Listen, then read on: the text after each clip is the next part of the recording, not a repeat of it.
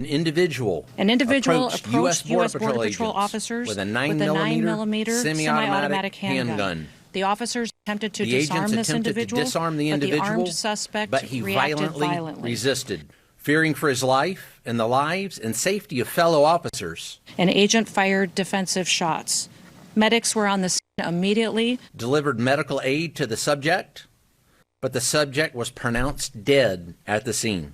This looks like a situation where an individual arrived at the scene to inflict maximum damage. Where an individual wanted to do maximum damage and massacre law enforcement.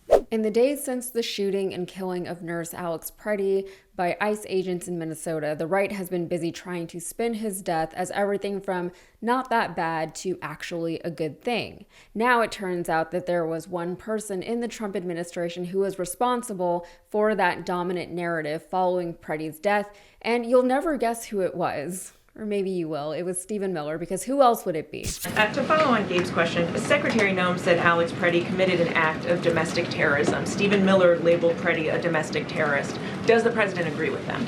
Look, as I've said, I have not heard the president characterize Mr. Pretti in that way. However, I have heard the president say he wants to let the facts in the investigation lead itself. Was he alarmed to hear his top officials referring to him in that way, rushing to that judgment? Danny, go ahead. Thanks, Caroline. The claim coming from the White House is basically that Pretti deserved to be killed by ICE agents without any kind of due process because he was trying to massacre the agents. And yes, massacre is in quotes, because that is the word that they used. We first heard the word massacre used in connection with this killing from DHS Secretary Kristi Noem, who immediately caught backlash for her blatant attempts to gaslight the American people by telling them that what they all witnessed for themselves in the video is not actually what they saw.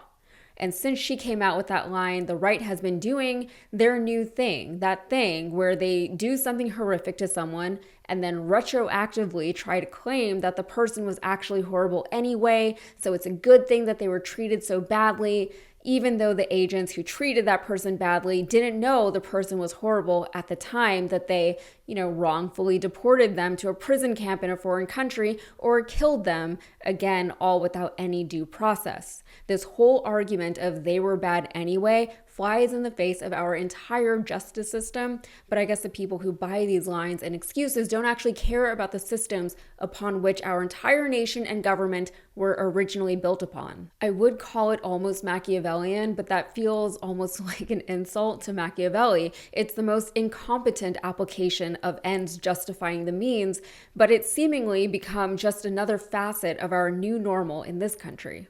Now, as Noem is being set up to be the fall guy for the bad press the administration is receiving as a result of these ICE raids and killings, it's being reported that Stephen Miller, who is simply Trump's deputy chief of staff and Homeland Security advisor, has much more pull in the White House and within the administration than someone of his rank should have. He even seems to tell Kristi Noem what to do, even though she outranks him as secretary.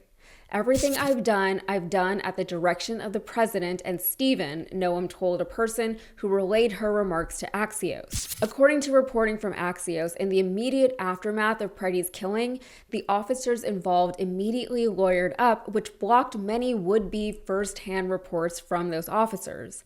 Also, the CBP officers on the ground furnished a report that White House officials told Axios left officials with the belief that Pretti had brandished a gun. Miller heard gun and knew what the narrative would be. Pretti came to massacre cops, a source briefed on the process of assembling the press statement said.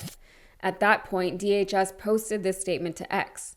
At 9:05 a.m. Central Time, as DHS law enforcement officers were conducting a targeted operation in Minneapolis against an illegal alien wanted for violent assault, an individual approached U.S. Border Patrol officers with a 9mm semi-automatic handgun seen here. The officers attempted to disarm the suspect, but the armed suspect violently resisted. More details on the armed struggle are forthcoming. Fearing for his life and the lives and safety of fellow officers, an agent fired defensive shots. Medics on scene immediately delivered medical aid to the subject, but was pronounced dead at the scene. The suspect also had 2 magazines and no ID. This looks like a situation where an individual wanted to do maximum damage and massacre law enforcement. About 200 rioters arrived at the scene and began to obstruct and assault law enforcement on the scene. Crowd control measures were deployed for the safety of the public and law enforcement. The situation is evolving and more information is forthcoming. The statement had not been approved by all White House officials at the time that it was posted, so while some attempted to soften the claims made in the post remained as the official statement from Homeland Security. And to make matters worse, just as DHS posted its statement, Miller doubled down on the sentiment, making his own post in response to Senator Chris Murphy calling for ICE to be defunded and removed from Minneapolis, saying, "An assassin tried to murder federal agents, and this is your response." And then JD Vance reposted it, giving this whole thing some level of validation, as much as anyone wants to give any credence to anything JD Vance says directly from the White House. And the rest is history. Multiple videos of the incident came out, all directly contradicting the account coming from the administration. Then the right tried to say that guns in the hands of the people are the problem, even though they've never seen that to be a problem before, even when children were being targeted and killed in schools by people with guns. Maybe they were okay with guns when they thought only conservatives had them. They appear to only now be learning that many people on the left also have guns, and they don't seem to like that. It directly contradicts their existing narrative surrounding guns, that people should have unfettered and unregulated access to them, and that the left is trying to take your guns. They've always dismissed any calls from that same left for common sense gun control or gun regulation, insisting that no, the left really wants to just take everyone's guns, all of them, right now.